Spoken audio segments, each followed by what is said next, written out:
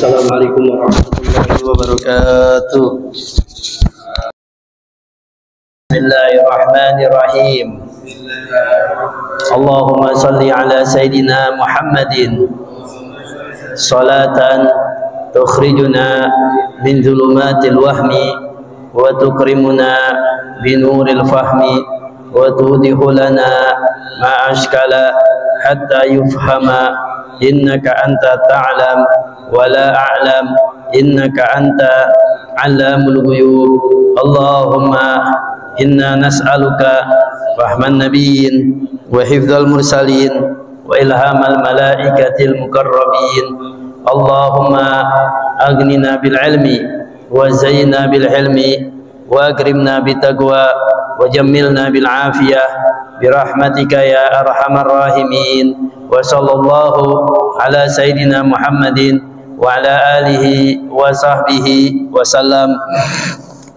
Bismillahirrahmanirrahim. Alhamdulillahirabbil alamin wa bihi nasta'in ala umuri dunya waddin. Wa sallallahu wa sallam ala sayyidina Muhammadin khatamin nabiyyin wa ala alihi wa sahbihi ajma'in wa la hawla wa la quwwata illa billahil aliyyil azim. Asyhadu an la ilaha illallah wahdahu la syarika lah wa asyhadu anna sayyidana Muhammadan abduhu wa rasuluh. Allahumma salli ala sayyidina Muhammad al-fatih lima ughliqa wal khatim lima sabaq nasiril haq bil haq wal hadi ila siratikal mustaqim wa ala alihi wa sahbihi haqqa qadrihi wa miqdarihi al-azim. Amma ba'd.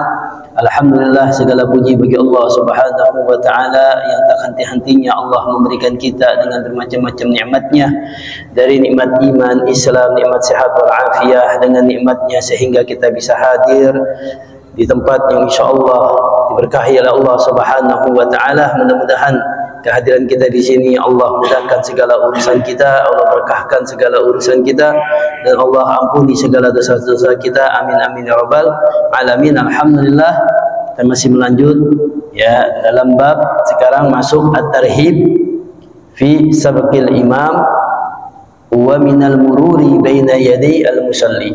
Ya, at-tarhib ancaman. Ya, ancaman dari min sabqil imam, dari mendahului imam. Ya, jadi ancaman kalau kita sholat mendahului imam. Ya, kita nggak boleh, kita harus mengikuti imam. Sebagai makmum harus mengikuti imam.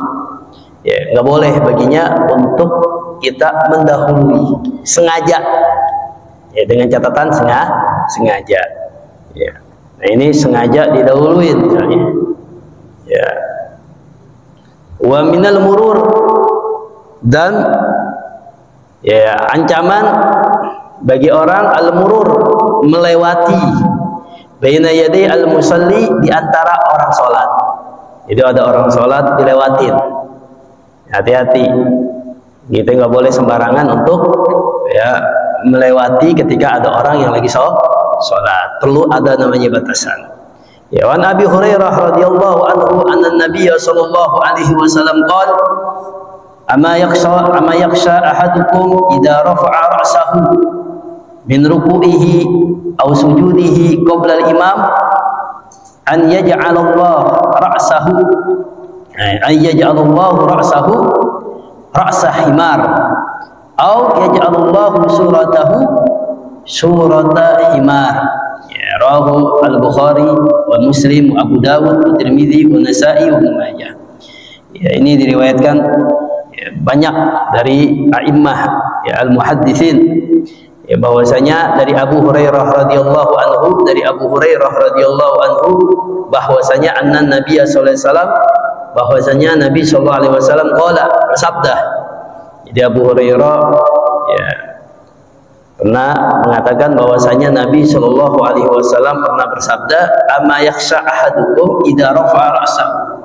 Tidaklah kalian takut, ya, tidaklah kalian ahadukum dari kalian takut idza rafa'a ra'sahu, apabila mengangkat kepalanya, min ruku'ihi, dari rukunya, ya, wa sujudihi, dari sujudnya, qoblal imam, sebelum imam mengangkat kepala duluan, ya.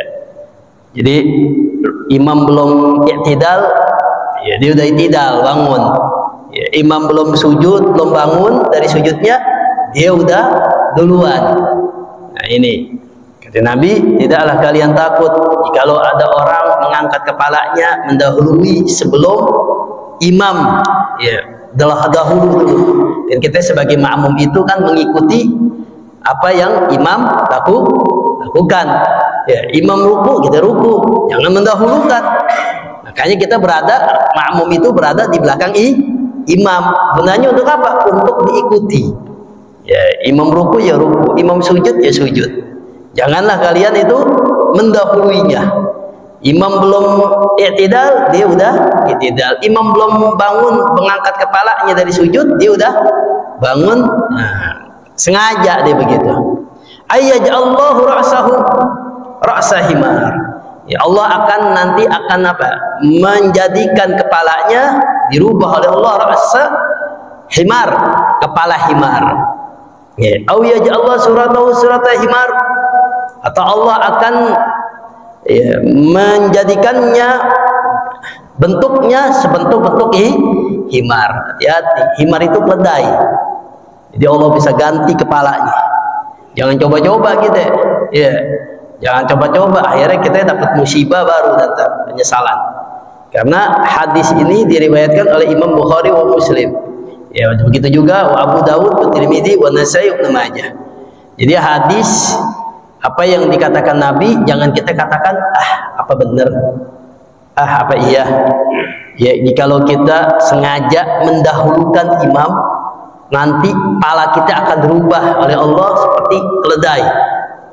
Ya, pernah ada seseorang ya, meragukan hadis Nabi Muhammad SAW.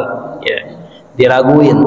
Kata Nabi, apabila kalian ya, bangun tidur, sebelum tangan kalian menyelupkan ke dalam apa namanya ember, kalau kita bilang ember ya, birkah tuh kolab, cuci tangan dulu, baru diciduk. Jangan langsung nyelupin.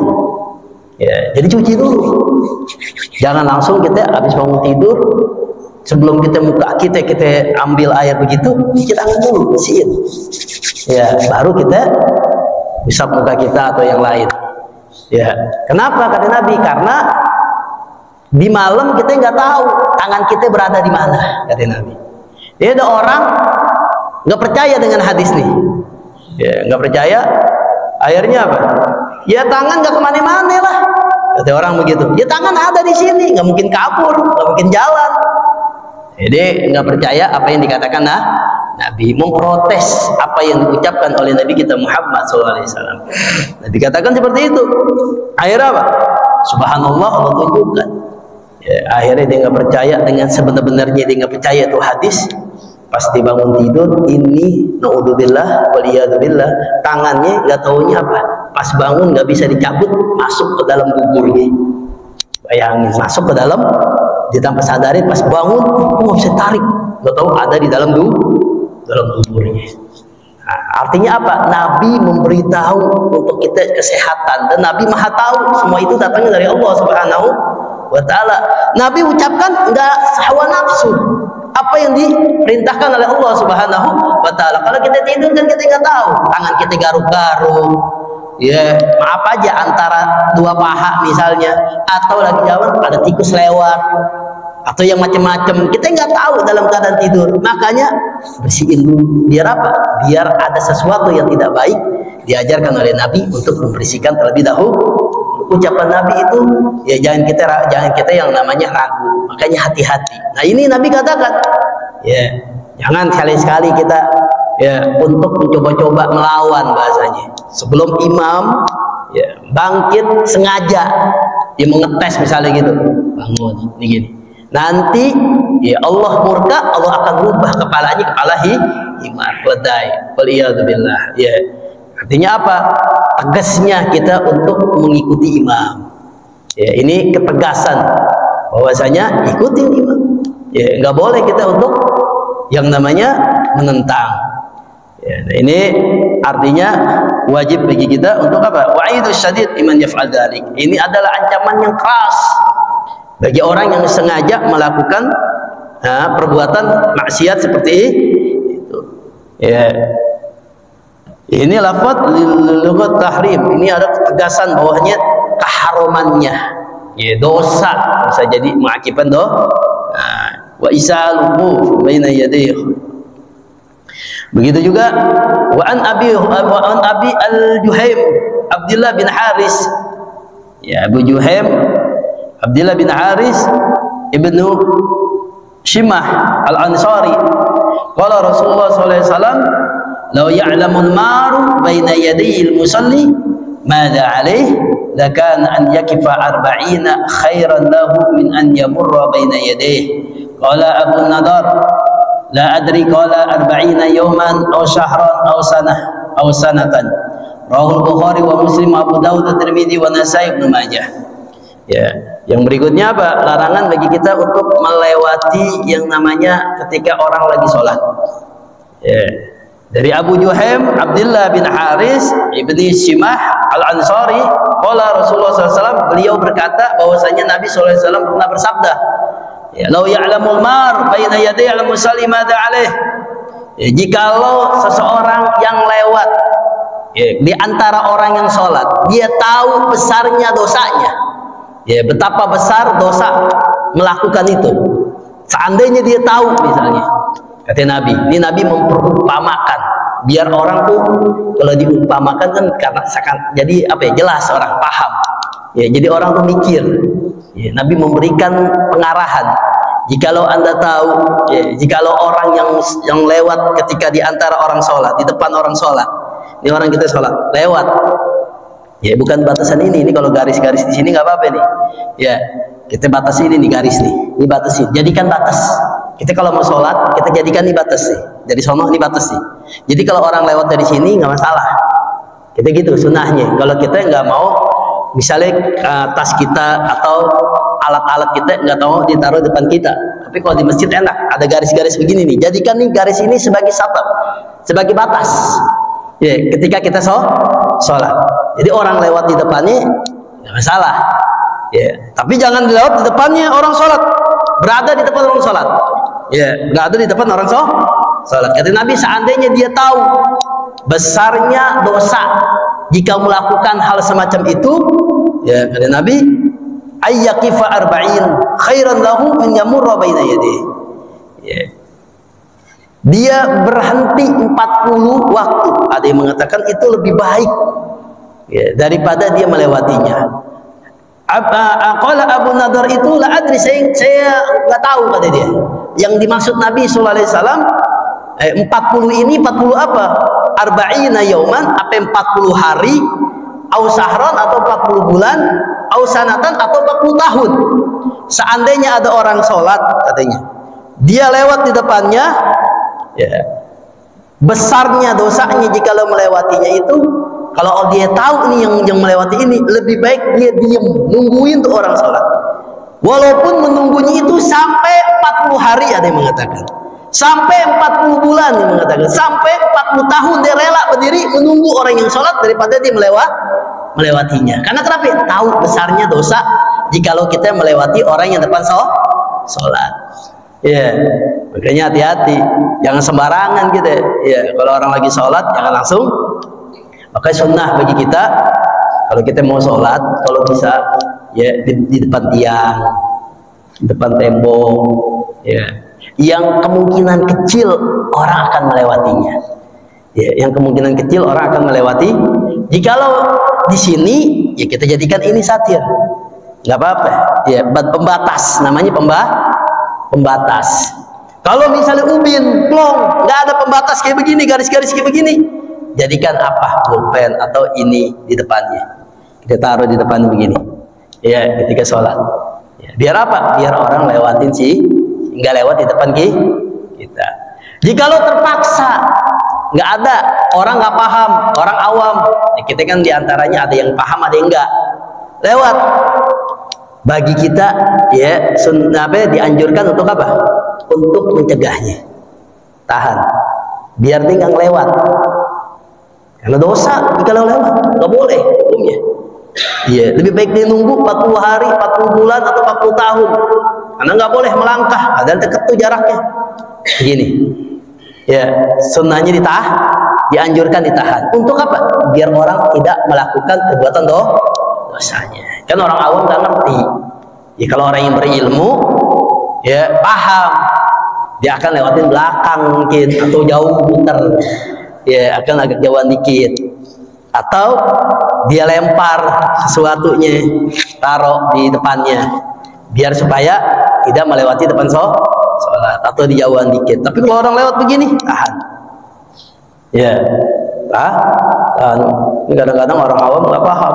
Ada punya sohib di Malang dulu, ketika sholat di masjid yang ada di Masjid Uin Malang itu begini, di sholat ada orang lewat tahan, ini malah salaman. Jadi salaman gimana caranya? Sangka nyalaman, kalau lagi sholat ditahan, nggak boleh. Maksudnya jangan lewat. Ya jangan lewat. Ya hati-hati. Jikalau kita keadaan ya di dalam itu nggak boleh. Makanya hati-hati kalau batal itu jangan buru-buru. Oh bos langsung orang depan orang sholat. Ya boleh itu. Ya jangan. Lebih baik kalau posisinya di tengah terkunci dia duduk aja diem. Kalau batal misalnya banyak orang misalnya, ya lebih diam dulu. Kalau bisa dia pelan-pelan untuk maju atau nyari selak ya masalah. Tapi kalau misalnya nggak ada lebih baik diam. Ya, ini dianjurkan nih, anjurin sunnahnya begitu ya, agar kita tidak melewati orang sholat atau tidak keganggu ketika orang lagi sholat. Takutnya kita nyerobos, orang akan dadanya berpaling ntar. Ya berpaling dari kiblat, akhirnya nggak sah. Orang batal gara-gara kita nanti. Ya orang sempit mau nyerobos juga, ya otomatis dia akan begini. Nah dadanya berpaling. Ini kan kalau sholat itu nggak boleh, dada nggak boleh berpaling dari kiblat di dada. Makanya hati-hati ketika kita sholat, kita nggak boleh begini dikit, piring dikit, ya nggak sah lah tuh. Ya batal. Itu harus dada kita harus yang namanya sejajar dengan kiblat, udah lurus udah. Ya ruku sujud begitu tetap, enggak, jangan mencong kiri, jangan mencong kanan. Makanya ketika salam hati-hati.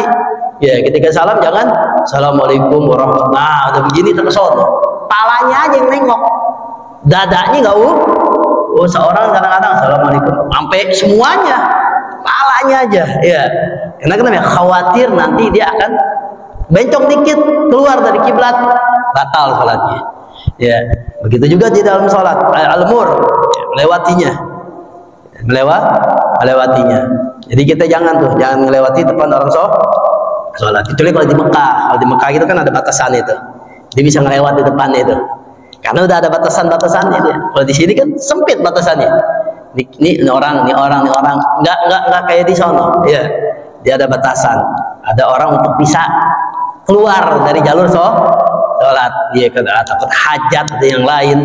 Nah, ini makanya kita jangan sampai melewatinya ya ketika dalam keadaan dalam orang sholat. Karena kenapa? Dosanya besar ya, jangan sampai kita mana dia hilang ya. Nah ini ya dalam sholat. At-targhib maksud sekarang ya padanya fi qasri shalah. Ya, wa ma yaqul musafir idza safara wa idza dakhala al-balada wa rujuhi. Ya, anjuran di dalam musafir. Ya, di sini kita sudah masuk ke mengenai tentang salat, tapi di sini masuknya bab musafir. Di sini kita masuk ya. Sebelum kita membahas tentang musafir, bahwasanya ahkamus safar khamsatun. Kita lebih tahu dulu hukum safar itu ada 5. Ya, kita masuk hukum safar ada 5. Jadi kalau musafir ya enggak sembarangan musafir. Musafir itu kita berpergian jauh. Ya, bisa berpergian jauh. Kalau lebih dari 82 km pak aksar lebihnya, maka sholatnya boleh dikosor. Ya, boleh dikosor itu diringkas. Yang sholat 4 menjadi 2. Ya, adapun hukumnya itu bisa haram, bisa wajib, bisa sunnah, bisa mubah, bisa makruh. Ya. Kapan dikatakan wajib orang musafir? Sebelum kita bahas ya, bagaimana ya, fadilah di dalam rukhsah ya, dalam sholat ya. Yang awal al-wajib ya. Hukum musafir hukumnya wajib ya. Bagi siapa wajib? seperti kasafari li isqati fardil haji wal umrah, ya, li talabil ilmi al wajib. Yang pertama, kasafari li isqatil fardil haji wal umrah, wajib jikalau orang sudah dikenai kewajiban untuk melaksanakan haji, itu wajib di musafir deh, pergi haji maksudnya, ya, wajib dia baginya, hukumnya wajib bagi dia. Jikalau udah dikenai apa syarat-syaratnya, misalnya ya mampu. Syarat haji itu kan jika mampu, dia punya hartanya banyak di rumah, ya, yang mana cukup untuk meninggalkan, ya, ditinggalin orang keluarganya bisa dikasih makan selama dia berpergian, ya, mampu di sana, dia di sana artinya dia punya bekal, tenaganya kuat, ya, ada syarat-syaratnya terpenuhi baginya, maka dia wajib untuk melaksanakan haji. Ya, daftarin dulu langsung, jangan ngomong masih lama tuh, udah yang penting daftar aja dulu. Kalau dia udah punya harta, paling tidak umroh dulu, ya, wajib bagi dia. Jangan sampai nanti ketika dia udah punya harta, tiba-tiba Allah jatuhkan dia bangkrut, misalnya miskin, ya dosa bagi dia. Kenapa? Ketika dia mampu, ada harta, dia nggak laksanain, maka dia sama aja meninggalkan kewajiban. Kecuali bagi orang yang nggak mampu, ya, kecuali bagi orang yang emang nggak punya harta, nggak mampu untuk pergi ke sana, maka nggak dikatakan wajib. Ini wajib bagi yang sudah memenuhi syarat, ya, untuk haji dan umroh. Maka segera, jangan sampai kita punya harta banyak, umroh haji belum, jangankan haji taruhlah susah, sekarang bisa 20 berapa tahun, 25 atau 26 tahun, ya, yang umurnya udah 60, ya, wassalam udah, ya kan, minimal umroh udah, ya, kewajibannya, maka wajib untuk ke sana, daftarin dirinya, ya, daftar. Jangan sampai ketika kita udah lemah, udah nggak mampu, baru ingin melaksanakan, repotin orang jadinya, ya, jadi nyusahin orang. Selagi kita masih bisa, masih ada harta dan bisa untuk berpergian, langsung wajib bagi dia, ya, memenuhi syaratnya. Begitu umrah, wa talabil ilmi al wajib, begitu juga musafir baginya untuk menuntut ilmu yang wajib. Ya, misalnya di sini di kampung nggak ada guru ngaji, ya, padahal sholat itu hukumnya wajib, ya, dilaksanakan setiap hari, nggak ada, maka berpergian dia musafir yang di tempat cari ilmu itu wajib bagi dia, ya, nggak ada alasan untuk jauh, nggak ada alasan, ya, berjalannya dia kemari hukumnya wajib musafir. Ya, safar ini jangan pikiran kita ini jauh, Bandung, Surabaya, ya, itu jangan pikir gitu. Safar itu dia keluar, ya, keluar dari tempat dia menuju ke tempat yang lain, itu namanya safar, ya. Adapun nanti sholat ada babnya. Kalau yang lebih 82 atau 23 km boleh di rukhsah, kalau yang kurang dari itu boleh dijamak doang. Jadi ada syarat-syaratnya, tapi namanya musafir bebas, ya, ke Bogor aja itu udah sampai musafir, tapi belum jatuh untuk di rukhsah, ya, untuk namanya qasar sholat. Tapi musafir, jikalau di Bogor ada orang ahli ilmu misalnya, kewajiban kita untuk menuntut ilmu, maka perginya kita ke sana wajib hukumnya. Ya, apalagi yang dekat di sini, ya, dari rumah kita menuju kemari hukumnya wajib jikalau kita tidak tahu hukum agama. Jadi wajib. Ya, kalau nggak mau dosa deh. Wajib itu kan kalau dikerjakan dapat pahala, ditinggalkan berdosa. Di masjid sini ada menjelaskan tentang hukum agama, menjelaskan tentang tata cara sholat, menjelaskan tentang tata cara hukum-hukum syariat. Sedangkan dia nggak tahu untuk memahaminya. Kewajiban bagi dia oleh Allah untuk dilakukannya. Musafir pergi kemari hukum dia adalah wajib. Jadi jangan ada alasan, ya, untuk berpergian untuk menuntut ilmu, litalabil ilmil wajib, ilmu yang wajib, ya. Musafirnya ini ilmu yang wajib. Ilmu itu kan macam-macam, ada yang ilmunya fardu ain, fardu kifayah, ada yang sunnah, ya. Kalau fardu ain ini ilmu kewajiban yang dituntut bagi dia untuk melaksanakannya. Ya, contohnya sholat 5 waktu. Itu kan kita setiap hari wajib untuk melaksanakan sholat 5 waktu. Kalau kita enggak sholat, dosa. Sedangkan kita sholat itu ada ilmunya. Nah, mempelajari ilmu sholat hukumnya wajib. Perginya kita dari rumah kita menuju tempat majlis taklim, maka wajib bagi kita. Ya, wajib. Ilmu wajib ya. Perginya kita ini wajib untuk menuntut ilmu. Ya. Jadi jangan sembarang. Begitu juga toharo dan yang lain-lain. Ya, ini safarnya wajib. Apa lagi yang jauh, bila-bila yang dekat aja tuh. Ya. Wasunnah. Ya. Adapun berpergian hukumnya sunnah. Ya. Yang terkadang kita wajib untuk berpergian itu seperti pergi haji bagi ada syaratnya. Yang kedua ilmu wajib. Itu sunnah. Yang kedua as-safar ziyarati Nabi Shallallahu Alaihi Wasallam.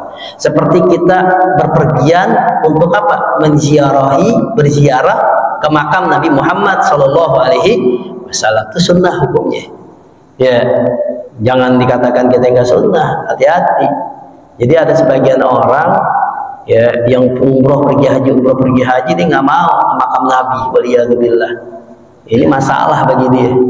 Ya. Katanya buat apaan? Kita ini ke Masjid Nabawi. Ya Allah, dekat bukannya kita ziarah, anti untuk ziarah. Nah, ini sunnah kita datang. Kenapa? Untuk menguatkan, meyakinkan diri kita bahwasanya di hadapan kita adalah Nabi kita Muhammad Shallallahu Alaihi Wasallam. Lain, lain. Orang kalau di Madinah itu beda, suasananya beda. Kenapa? Karena di situ ada Nabi Muhammad SAW. Makanya sunnah untuk menguatkan iman kita, menguatkan cinta kita kepada Nabi Muhammad SAW. Maka sunnah bagi kita ya untuk menziarahi Nabi Muhammad SAW. Wasilaturrahim, sunnah silaturrahim. Kita ke rumah kerabat kita, jangan setiap tahun doang ya, lebaran doang, tapi nggak apa-apa sih. Ya. Masih mending daripada enggak sama sekali. Silaturahim safarnya kita sunnah. Keluarga kita ada di mana, di luar kota, ya kita sunnah kita untuk silaturahim. Artinya dikerjakan mendapat pahala, tidak dikerjakan tidak berdosa. Asalkan kalau silaturahim ya berpergiannya itu tidak memutuskan tali silaturahim. Ya. Bukan berarti ini nggak pergi karena silaturahim sunnah. Tapi kalau dia nggak perginya karena memutuskan, maka dosa baginya. Tapi kalau dia tidak berperginya karena ada urusan, ada apa ya namanya, urusan yang ada di sekitar dia, ya dia untuk nggak sempat untuk perginya nanti saja misalnya, maka silaturahim bagi dia itu menyambung tali silaturahim hukumnya sunnah. Ya, kita mau menjalin yang namanya. Apalagi orang yang silaturahim itu ya sama Allah Subhanahu wa taala dikasih umur panjang dan dimurahkan, diluaskan rezekinya. Ini efek. Kalau kita pengen rezeki kita lancar, ya, rezeki kita pengen dimudahin oleh Allah, dibanyakin oleh Allah, ditambah umur kita, ya kuncinya jalani silaturahim. Kita silaturahim ke kerabat kita, kerabat ini ke sono kemari, kita silaturahim aja. Ya, rezeki dah, ada rezekinya dah pasti. Kita ngerasain di situ.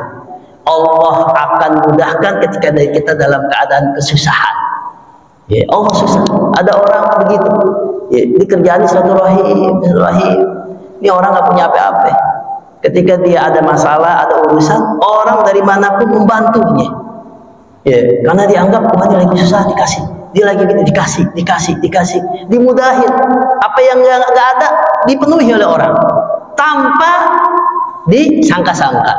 Ya, efek kenapa? Karena dia suka silaturahim kepada saudaranya. Nah, ini penting bagi kita. Maka sunnah hukumnya.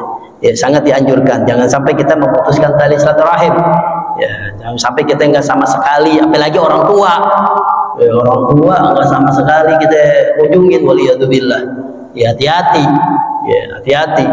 Ya, kata Nabi Muhammad SAW, orang yang memutuskan tali silaturahim, ya, walaupun kana mata fi jawfil Ka'bah, walaupun dia mati di tengah-tengah Ka'bah, ya, tidak diterima apanya, segala ibadahnya oleh Allah Subhanahu wa taala, dilaknat oleh Allah walaupun matinya di dalam Ka'bah, di tengah-tengah Ka'bah. Ka'bah kan tempat mulia. Doa di dalam Ka'bah mustajab. Ya, tempat yang diijabah oleh Allah salah satunya di Ka'bah. Dia mati di tempat itu, kalau dia memutuskan tali satu rahim nggak ada gunanya. Walaupun di tempat manapun, kalau dia memutuskan tali rahim nggak ada manfaatnya. Hati-hati, matinya dalam keadaan tidak diridhoi oleh Allah Subhanahu wa Ta'ala. Nah, ini musafir untuk silaturahim sunnah hukumnya. Ya, begitu juga apa? Al-mubah. Ya, ada kalanya hukumnya mubah. Kalau mubah itu apa? Dikerjakan tidak berdosa, ditinggalin tidak berdosa, ya nggak masalah. Ya, kita kerjain nggak ada masalah, kita tinggalin juga nggak ada masalah. Itu hukum namanya mubah. Ya, nggak ada efek. Ya, hukumnya. Ya. Apa? Kasafari litijaroh. Dia berpergian untuk berdagang. Ya, berpergian untuk berdagang itu mubah hukumnya. Tapi kalau dia niatin untuk mencari nafkah, jadi dapat pahala dia. Ya, kalau niatin untuk mencari nafkah pada keluarganya, jadi dapat pahala. Tapi kalau niatin untuk dagang doang, untuk mendapatkan harta, misalnya dagang, mubah perginya.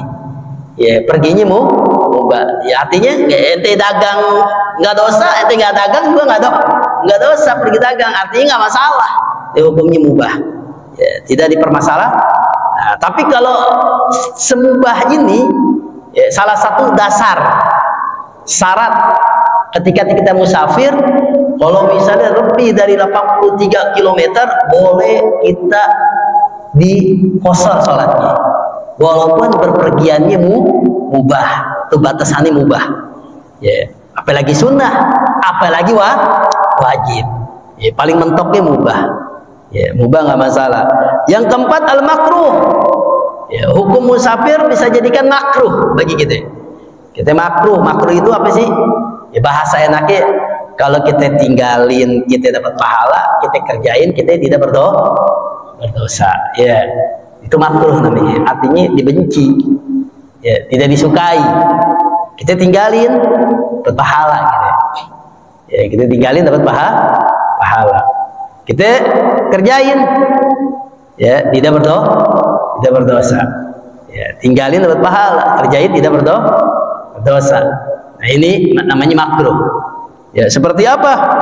Kasafari litijaro fi akfan al-mauta. Ya, dia berpergiannya itu berdagang, tapi berdagangnya dagangan kain kapan untuk orang mati. Jadi makruh hukumnya. Kenapa sih? Karena orang yang jualan kain kapan itu dagangnya hukumnya makruh karena di hatinya berangan-angan berharap ada orang yang mati. Maka makruh hukumnya. Jadi ini kapan nih sepi bener gak ada yang mati apa ini? Nah, ini kan jadi di hatinya ada pikirannya untuk kapan nih banyak orang yang mati. Nah, maka hukumnya makruh jadinya. Menjualan kain kapan tuh hukumnya makruh, nggak berdosa. Ya, tapi makruh. Tapi kalau nggak ada yang jualan repot juga, serba salah juga ya. Tapi gimana supaya nggak makruh? Ya, kita jualannya jangan sampai kita niatin atau berharap supaya orang jualan ini biar banyak yang mati, jangan begitu. Kita niatin aja dagang, udah gitu aja. Ya, dagang aja udah. Jangan dia dapat, kita nggak dapat nggak dapat makruhnya. Ya, kalau misalnya kita niatin dan kapan kenapa laku saban sehari di masjid innalillahi mulu, ya ini niatin begitu ya makruh hukumnya. Ya, atau apa pergiannya awil lahwi wal la'ib wal muharram, atau berpergiannya untuk main-main. Ya, bersenang-senang main-main, artinya goflah, makruh hukumnya. Ya, makanya kita kalau pergi-pergi kita niatin tafakur alam. Kita niatin sesuatu yang baik, jangan niatin untuk main-main doang, ngabisin duit maksudnya. Ya, makruh hukumnya. Ya, walaupun nggak haram, bukan yang haram. Kalau yang haram ya lain. Ya, misalnya mau main main gaple di sono di puncak, ya haram hukumnya. Ya, misalnya main judi gitu di puncak, ya main-main doang, ya haram. Ya, dia main-main aja, senang-senang aja. Tapi senang-senangnya ini sambil kita mengingat kebesaran Allah. Jadi nggak makruh di situ. Ya, jadi kita tafakur gitu. Jadi jatuhnya. Nah, ini makruh kalau dia main-main doang. Ya, misalnya ke sono ngapain, ke ke Surabaya main bola doang, bukan niatnya bukan olahraga dan lain, niat main bola, main-main doang, ya maka hukumnya makruh baginya, ya. Tapi makruh masih boleh, ya. Tapi lebih baik ditinggalin.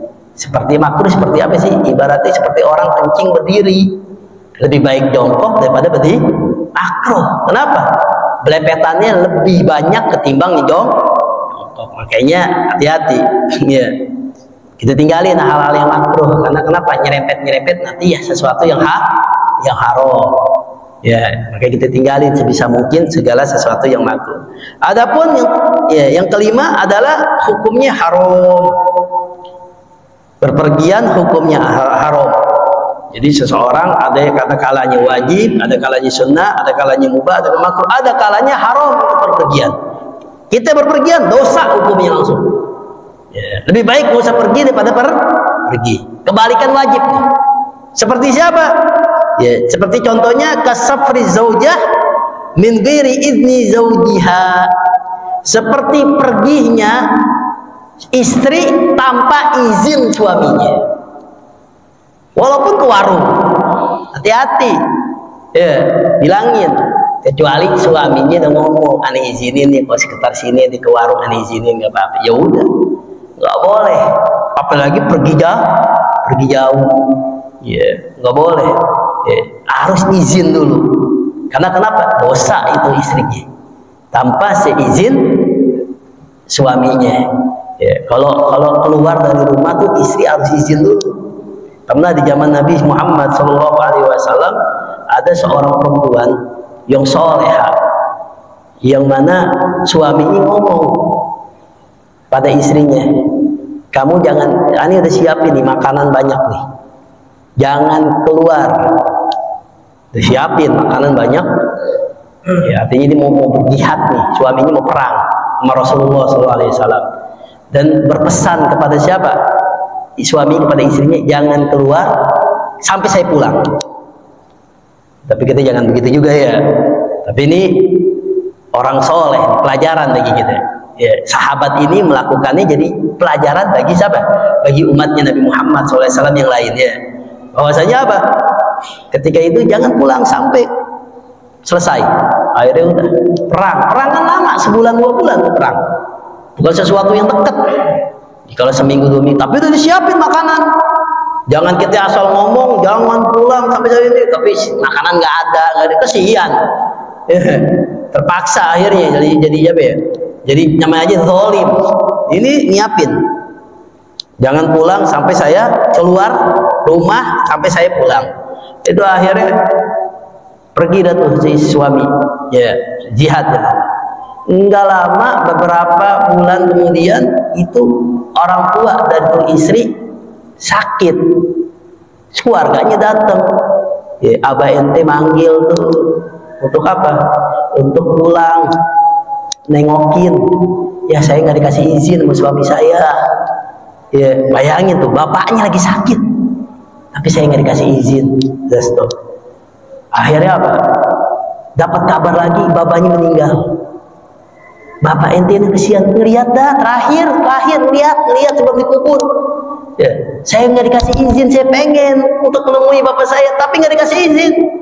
Ya, suami saya suruh bukan kasih izin, jangan keluar sampai saya pulang. Suami saya mau pulang. Bayangin, sampai tuh keluarganya menggerutu, marah-marah, ngomel-ngomel. Wah, nih anak durhaka, bapaknya meninggal. Wah, begini nggak mau ditengokin, nggak mau diruah. Bayangin. Singkat cerita, ya azan, akhirnya pulang. Terus suami pulang, ya, istrinya cerita baik-baik. Begini bapaknya sakit, kata suaminya, kalau begitu keluar aja nggak apa-apa, ini urusannya orang tua. Ya nggak diizinin, nggak ngomongin begitu doang. Ya udah kamu ke sono. Terdengar dari Nabi Muhammad SAW, kata Nabi apa? Ketahuilah, ya beruntung tuh ayah punya anak perempuan yang soleh. Kenapa? Ya azabnya diampuni, dihilangkan oleh Allah, ya didapatkan syafaat oleh Allah berkat memiliki anak yang soleha yang berbakti kepada suaminya. Bayangin tuh, Iya, artinya apa?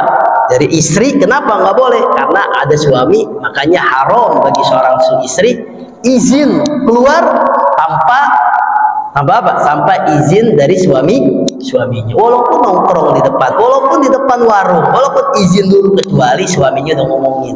Kalau di sekitar sini nggak apa-apa. Ya, diizinin ente, gak usah izin lagi. Tapi kalau yang jauh-jauh ngomong dulu, misalnya begitu.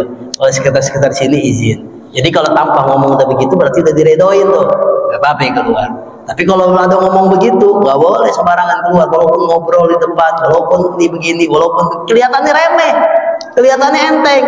Karena kenapa? Nggak boleh, karena di dalam agama itu haram. Hukumnya seorang istri keluar dari rumahnya tanpa sepengetahuan, tanpa izin dari suami tersebut. Mudah-mudahan ya nanti besok kita lanjuti bagaimana fadilah keutamaan di dalam musafir. Mudah-mudahan Allah Subhanahu wa taala akan memberkahkan kita ya menjadi orang yang benar-benar bertakwa kepadanya. Rabbana atina fid dunya hasanah wa fil akhirati hasanah wa qina adzabannar ya Rabbana ya Rabbana tarafna bi anana la